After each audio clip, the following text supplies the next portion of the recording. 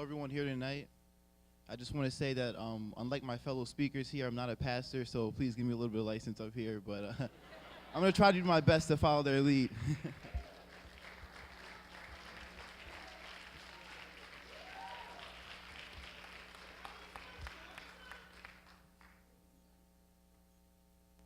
Killed for standing on the sidewalk, for walking home, for shopping at Walmart. What? Why is this happening? Well, because those being killed are black. Really? Is that enough to kill someone? Well, yes, in this country it is more than enough. Grand jury after grand jury has taught us that. But why? Why does just being black give you a right to kill me? Are we not entitled to a certain degree of inalienable rights, the most fundamental of these being life? But no, being black in this country negates all of that. Your fellow American does not see you as an individual human being deserving of rights, but rather as a savage, a wild man on the loose. Who knows what this savage may do? He must always be watched, checked, put down. This is what happened to John Crawford. His fellow shoppers saw a wild man on the loose and called animal control to come and put him down like a rabid dog in the street. All he had the time to say was, "It's not real." What wasn't real? Was it a BB gun that he had in his hand while he shopped? Or is it the idea of blackness? What does it mean to be black in America? Well, it depends on who you ask. The white narrative about blackness is that it's the negation of everything. We are not human. We are a pathologically deficient people. If the Irish and the Italians could do it, then what is your excuse? Maybe if you all stopped being criminals, the police wouldn't kill you. Get up and get a job. Maybe if you weren't lazy and dirty, your community would be better. Pull your pants up and stop being thugs. The words and phrases attached to blackness are all negative. It is how we are perceived and ultimately how we are treated. John Crawford was killed because he was seen to be the physical embodiment of all these negative characteristics. That's all the justification needed. But too often we have been told what it means to be black. What the white world sees of us is reflected in our daily experiences, what we learn in school, our position in the workplace, and our interactions with the police. But what about what it truly means to be black? What do we black people know about being black? For it is transgressive to exist as both black and human in this space that denies your humanity. What has grown out of this nearly intolerable situation is the greatest testament to true humanity that this world has ever seen. This humanity grew out of a horrendous seizure of our bodies from the shores of Africa. This seizure was intended to strip us of all humanity and claim to life. Our lives were no longer our own, but rather emptied out and filled with what the white world desired to impose on us. Our history was denied to be as if it never was. Our language was taken from us, and the oppressor's tongue imposed on us along with his whip.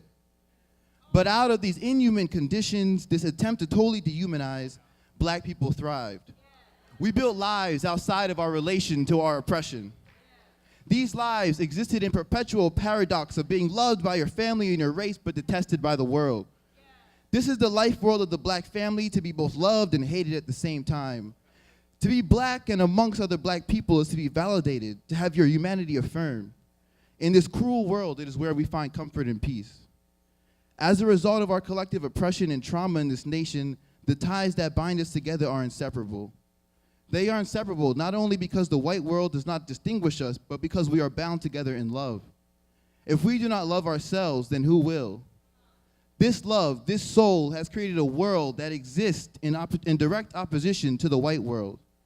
In a white world that is preoccupied with consumerism, materialism, and their own individual position in this world, black people have been more concerned with each other. What it means to be black is to be born with the knowledge that you must fight for your existence. This fight, this resistance is only possible as a collective. We cannot be preoccupied with the accumulation of material things, for we know not how long we may tarry here. Rather, we make an investment into each other, building each other up while the world perpetually attempts to tear us down. To love one another and yourselves is a revolutionary act. We must look this stigma placed on our bodies and minds and choose to believe that it is not true and act in that way. This stigma is reinforced throughout the entirety of our society. Everywhere we turn, we must face it and destroy it by the beauty and force of our own existence. Our existence has been so full of force and beauty that the white world cannot ignore it. In every aspect of society, black faces abound. Black culture, art, and music is at the foundation of the American culture. Black people have given this country the gift of a soul, a conscience. When this country looks to the mirror, it is us staring back, forcing this country to perform self-critique. And the only reasonable conclusion it can arrive at is that it must become more like us. We exist in this country utterly dehumanized, disregarded, and oppressed. We must achieve our liberation. And yet, against this incredible backdrop of seemingly insurmountable odds, we maintain our humanity. Never is the inhumanity of the white world on more display than when we stand up to proclaim ours. I wonder about that last moment of John Crawford in that store aisle. He had a few seconds to look up and see the police rushing towards him with guns raised, ready to kill. And in that moment, he did not retaliate. He merely gave a simple plea. It's not real. Spoken like a parent explaining to a child that there is no monster under the bed. I am not the monster you think I am, but your fellow man, trust me. And that is where we find ourselves as black people in this country. We are continually forced to prove our humanity to the white world. We are guilty till proven innocent. And yet, it is out of a deep love for all humanity and a vision of what we know this world can be that we fight and strive for our liberation. But it is not only our liberation that we fight for. James Baldwin once said, "We cannot be free till they are free as well." We realize that unlike other marginalized groups of people, our liberation entails the liberation of all humanity. Humanity as it is presently constructed excludes blackness. What we know to not be real is the assumed reality of the white world. True black liberation will shake the foundations of this earth to its very core. Humanity must be reconstructed in the image of blackness, for it is in blackness that humanity now exists. We know what it looks like, we live it every day.